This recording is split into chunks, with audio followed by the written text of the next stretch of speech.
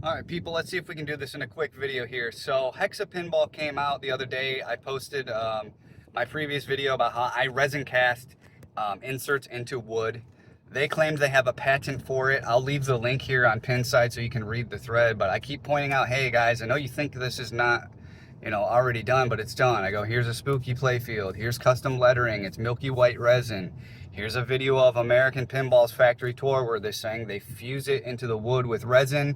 They say that if you pulled an insert out, it would destroy the playfield because it's cast into the wood. So Hexa Pinball kept making all these claims that we own this. We have the spooky playfield in our hands. They don't do this. Now, again, Spooky said they've been doing this for 12 years. I'll leave some documentation here, but yeah, they're like, hey man, these guys at Hexa's stealing our idea that we've been doing for 12 years. So there's no way around this. And again, this is a technique that I found. I did it one day, like it took 2 seconds, came out of my mind, drilled a hole and filled resin. So the fact that somebody's trying to patent that for pinball, it's just so stupid, dude. Like, get a life, man. Yeah, it just annoys me too because it's something I invented. I reinvented it without knowing Spooky Pinball did it. So again, when you see somebody do that, it's like they're stealing my technology, even though it's not even really technology. It's a stupid idea. I mean, not a stupid idea, but it's simple, right? So I've done some more research into Hexa, and man, this is crazy. So if you didn't know, Hexa Pinball has a pinball machine up for sale that they did for Louis Vuitton. It's the same game as their Space Hunt game, and it's just rethemed for the clothing brand Louis Vuitton. It's $112,000. I mean, you got to look at what I'm doing. I would never make a pinball machine for another company to sell for 100 grand. That's crazy, dude. Now, if you go, I wrote this company on their website. They have a customization tab, right? I'm in the customization as well. So they got back to me. They gave me their flyer. If you read the bottom of it, it basically says, if you want to retheme just the external art, which is the cabinet and the translate of their Space Hunt game for your logos and visuals, it is 13,500 euros, which is about $15,000. So this is a pre-existing game, just retheming the outside, not even the playfield, just with the artwork, 15,000. Their bullet point two is if you would like to change the interior art, which means the playfield artwork and maybe whatever else could be inside the box, that is like $25,000 or $27,000. Again, an existing game, all they got to do is put new artwork on it, ship it out. Yeah, this is great. Like, that's never gonna fly. Like, Pinball Designer, you just boot it up, you get your game. Like, where are they coming up with these prices? Like, this is just, I got into pinball for, good reasons. Like, what are you guys doing? Then again, they have three other bullet points. If you want Space Hunt completely rethemed with visuals on the LCD and everything, it says contact us. So what do you think that's going to cost? 35, 40 grand? And then bullet point four is if you want a full custom game, the same way I do Pinball Designer games, fully custom, it also says call us. So what's the next tier up from there? What do you think, like 60 grand they probably want? And it says it's going to take them 12 months to make that game. I've been telling everybody, you guys can see what I'm doing. You get in my software, I have all the data. We're going to cut that game and make it the next day. You program it, you do it, you can do whatever. I can program it too, but, yeah, these guys are just nonsense. So I looked and I saw they did they were at the Austrian Pinball Show. They gave a presentation. Again, they're claiming they own the rights to pour resin into wood as inserts, and you should really read the thread because it's, they just needed to come out and say, hey, we didn't realize this, and yeah, you're right, our patent is invalid, our mistake. They won't do that for whatever reason. It only costs like $1,000, I think, to file a patent, so I don't know what, like, just give it up, but anyway, they gave this presentation where they said, like, we have to use Baltic birch because it's more porous of a wood and that resin casting didn't work. We did all this long research and development. I'm like, dude, this took me like 2 seconds. I did it. I cast it in a maple, I think, and I cast it in a piece of wood from Home Depot. Like, Spooky Pinball's been doing this again for 12 years. I'm 99% sure they use maple. American Pinball does the same thing. I don't know how long they've actually been around because whatever, but They say it fuses in the wood, and it's probably in maple. So they gave this whole speech about how they've been doing hard work, hard labor, hard R&D. This is such a unique process. They even claim that they had to patent this and not give it publicly because it's so integral to what they're doing, the shapes and everything. I'm like, dude, no, just no. I'm not giving you an inch on this. It's a basic idea. It works in every type of wood. You didn't need to test it for a year. It's all nonsense. They also say in their presentation, one of the funniest things they say is they bring in a blacksmith to custom hand make all their metal parts. They don't go to like one of those, those laser shops. They don't ship it there. Like that's stupid. We have a hardworking blacksmith drive to our shop and cut it. Like, what are you guys talking about, dude? This ain't the 1800s. We're not making swords. Like, what? Why are you even using the word blacksmith at all?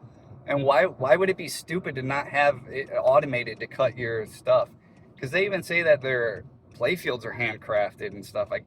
No, that's got to be machined. Like, again, I don't know, man. Just everything is wrong about that company. I don't respect what they're doing and saying. And their space on game should be like $6,000, like realistically. If you can't do that, I don't know. You're not going to have a good time competing with me. Your custom shop's completely absurd. It's just not even a good price. It's so greedy. It's insane. I forgot one other thing. So this company also claims they have a patent for applying varnish onto the playfield. Again, I don't know what the details would be on that. I was on their website. They gave me the link to their patent from Pinside, so I looked it up, and then I looked up my name, and I didn't see any other things granted for them. But yeah, what they were claiming is they have the rights to basically apply varnish. They apply 3 coats of varnish onto the playfield wood. I mean, I don't know how you could patent that. Like, there's no technique to do it that's unique. They even say they do it by hand. So how is this like some amazing technology? They're going to claim that they spent $100,000 on or something, and they need to charge crazy prices because their stuff is so good or something. But what's funny is they even say it takes 3 months for the clear coat to cure. It's like, that doesn't make your product better. That's actually stupid. Like, why would you go, like, there's so many different ways to just use a spray can or any other method that other people do to clear coat games. If it takes 3 months, and I don't know, you need to rework your material process. Like, that just doesn't seem smart at all. Like, I don't know. Anyway, the unfortunate thing for those guys is Pinball Designer is pretty much coming out. Nobody's going to be going to get custom shop games anywhere else but me. I can guarantee that. Secondly, my Dumb and Dumber game is going to be out there in 30 to 60 days. I 100% guarantee that.